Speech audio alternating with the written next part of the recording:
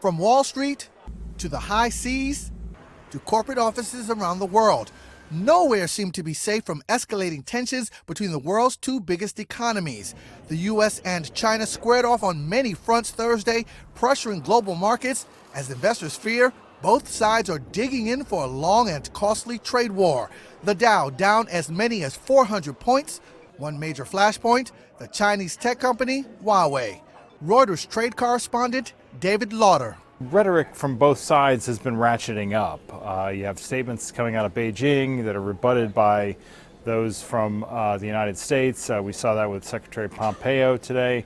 Secretary Pompeo basically said that the CEO of Huawei was essentially lying about Huawei's threat to U.S. national security. Accused of having ties to the Chinese Communist Party, the U.S. blacklisted Huawei last week, forcing companies around the world to seek other suppliers.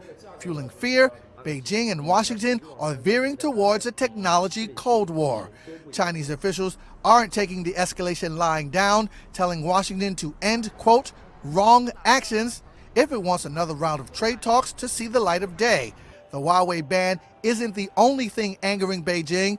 Washington this week sent 2 Navy ships through the Taiwan Strait, considered a provocation in Beijing's eyes since it sees the action as U.S. support for breakaway province. Chinese Foreign Ministry spokesman Lu Kang. The Taiwan question is the most sensitive to China-U.S. trade relations. We urge the U.S. to abide by the One China principle and the rules of 3 joint communiques between China and the United States, and to deal with the Taiwan relation questions carefully and appropriately to avoid negative effect on the China-U.S. relationship and the peace in the Taiwan Strait.